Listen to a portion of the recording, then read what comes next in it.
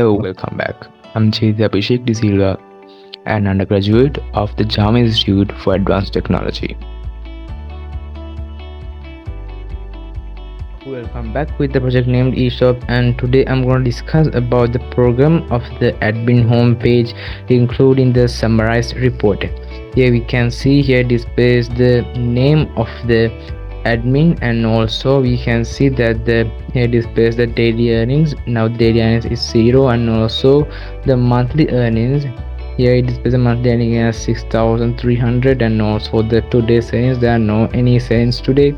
and then the monthly savings and also the total savings, and then the total engagements. And here it displays the total active time as 2 months, 28 days, 21 hours, 38 minutes and 9 seconds. And here now there are no any most sold item and the most famous sellers. So then here it displays the empty view. So then let's move to Visual Studio Code. At first I have used a session start, and then I have included the connection.php file, and also through an if condition I have checked whether a session by the name AU is set that we created the session in the admin sign-in, and if so we are displaying this design. And then here as the name of the user we have obtained the first name and last name that's stored in the session by the name admin user, and I have coded that here. And after that I have given the href of this manage users and manage products as the manage users.php file and the manage products.php file respectively. And then I have opened the PHP script, and I have obtained the date here through as the format of year, month, date, and then I have stored it in a variable called today. And then I have obtained the month here, and I have stored that in a variable called this month, and also I have obtained the year, and also I have stored that in a variable called this year. And I have created several variables as a, b, c, e, f, and assigned the value as 0. And also I have called the search function with the query select all from the invoice table, and then I have stored the results we get back from the database in a variable called invoice results set. And after that I have obtained the number of rows in it and stored that in a variable called invoice num. And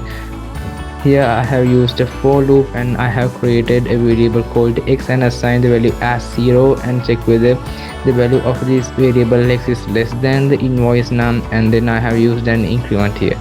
And then if so we have obtained the invoice results through the fetch assoc. The results are stored in this invoice results through the fetch assoc and store that in a variable called invoice data.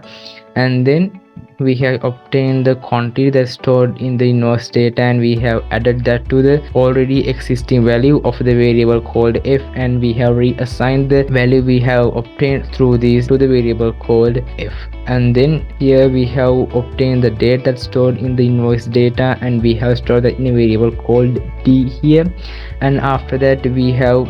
used the explode function to explore the date that we have used, and we need to explore the date by a space. So we have explored the date, and we have stored that in a variable called split date. And after that we have obtained the 0th value of the that's stored in this array called split date, and store that in a variable called p date here. And then through an if condition I have checked whether the p date is equal to the today or the value that's stored in the variable called today. And if so I have obtained the total that's stored in this invoice data, and I have added that to the already existing value of this variable called a, and I have reassigned the value we obtained through the variable called a. And also similarly we have obtained the quantity that's stored in the invoice data, and we have added that to the existing value of the variable called c, and we have reassigned the value that we obtained to the variable called c here. And after that we have used the export function again, and we need to explore these by the dash or hyphen, and we need to explore the p date or the value that's stored in this p date. And I have stored the relevant values that we get from this explode function in a variable called a split month. And after that I have obtained the 0th value that's stored in this split month array and storing that in a variable called p year. And after that I have obtained the value that's stored by the one in the array called split month and store that in a variable called p month. And after that, through an if condition, I have checked whether the p year, that's the value that's stored in this variable called p year, is equal to the this year. If so, we have again checked a condition through this if condition whether the p month is equal to the this month, and if so, we have obtained the total that's stored in this invoice data and added that to the existing value of the variable called b and reassigned the value we obtained through this for the variable called b here. And after that, similarly, we have obtained the quantity that's stored in this invoice data variable, and then we have added that to the already existing value of this variable called e and reassigned that to the variable called e. And I have echoed the variable or the value that's stored in this variable called a as the daily earning, and after that as the monthly earnings I have echoed the value that's stored in the variable called b, and then as the total savings I have echoed the value that's stored in the variable called c, and after that I have echoed the value that's stored in this variable called e as the monthly savings, and then I have echoed the total savings that's stored in this variable called f as the total saving. And after that, for as the total engagements, I have used the PHP script again, and I have called the search function with the query as select all from the user table, and I have stored the relevant results we get back from the database in a variable called user results set here. And after that I have obtained the number of rows in it and stored that in a variable called username. And after that, as the total engagements, I have echoed the value that's stored in this username variable, and then as the total active time, we have used the PHP script again, and we have given a default date and time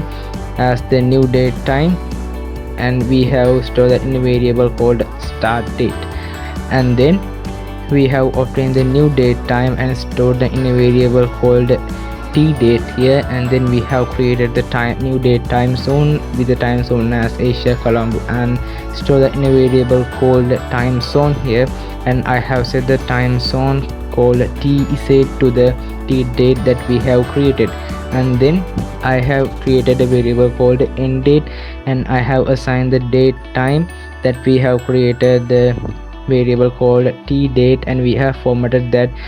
according to the format year, month, date, hours, minutes and seconds. And after that I have created a variable called difference, and I have called the diff function here.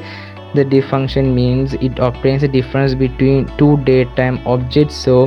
I have obtained the difference between the end date and the start date and stored that in a variable called difference here. And as the total active time, we have displayed the year that's stored in this difference as the years, and the month stored in this difference as the months, and the number of days stored in this difference as the date, and also similarly the number of hours as the hours, and minutes as the minutes, and also we have displayed the seconds that's stored in this variable called difference as the seconds. And after that we have used again the PHP script, and I have called the search function with the query as select product ID, and I have told to obtain the count of the product ID as the value occurrence from the invoice table where the date like the today, and I have used the wildcard here. And after that I have grouped the results by the product ID, and I have used the order by keyword, and I need to order by the value occurrence in descending order, and then I have limit the results to 1. And then after that I have stored the relevant results we get back from the database in a variable called frequent results set, and after that I have obtained the number of rows in it and stored that in a variable called num, and then I have checked whether the value stored in this variable is greater than 0, and if so, we have obtained the result stored in this variable through the fetch assoc and stored in a variable called data. and after that I have called the search function again with the query as select all from the product table, where id equals to the product id that is stored in this variable, and I have stored the results we get back from the database in a variable called product result set. And after that I have obtained the result that's stored in the product result set variable through the fetch assoc and store that in a variable called product data. And similarly I have called the search function again with the query as select all from the product image table, where product id equals to the product id that's stored in this frequent data variable, and then I have stored the relevant results we get back from the database in a variable called image result set here. And after that I have obtained the result that's stored in this image result set through the fetch assoc and store that in a variable called image data. And then I have called the search function again with the query as select sum of the quantity as quantity total from the invoice table, where product id is equal to the product id that's stored in this frequent data, and the date, like I have used the wildcard here, date like today. And then I have obtained the result that's stored in this frequent result set variable through the fetch assoc and store that in a variable called quantity data. And after that, as the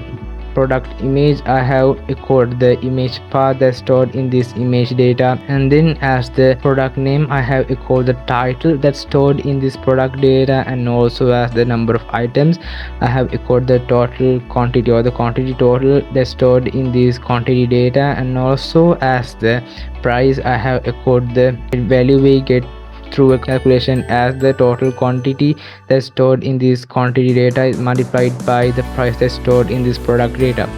And after that, if the frequent num is not greater than 0, it comes to the else of that if condition, and in the else of that if condition I have used the empty view of the mostly sold product div. And then here too I have checked whether the frequent num is greater than 0, and if so I have called the search function with the query as select all from the profile image table, where user email equals to the user email that's stored in the product data, and I have obtained the results we get back from the database in a variable called profile result set, and I have obtained the result that's stored in this profile result set and through the fetch assoc and store that in a variable called profile data here. And after that I have called the search function again with the query as select all from the user table, where email equals to the user email that's stored in this product data. And after that I have stored the relevant results we get back from the database in a variable called user result set 1, and then I have obtained the result that's stored in this user result set 1 through the fetch assoc and store in a variable called user data 1. And then I have echoed the path that's stored in this profile data as the profile image of the user, and then I have echoed the last name and first name that's stored in the user data 1 as the name of the relevant seller, and also the email mobile that's stored in this user data 1 as the email address and the mobile number of the relevant seller. And after that, if it comes to the else of that if condition, where it checks whether the frequent num is greater than 0, there I have displayed the empty view of that div. And then at the very beginning we checked whether there's a session by the name AU is set, and if not, we can see that it comes to the else condition, where it displays a message as you are not a valid user. So then this is the process of the admin homepage including the summarized report. So then let's meet to the next video, and bye for today.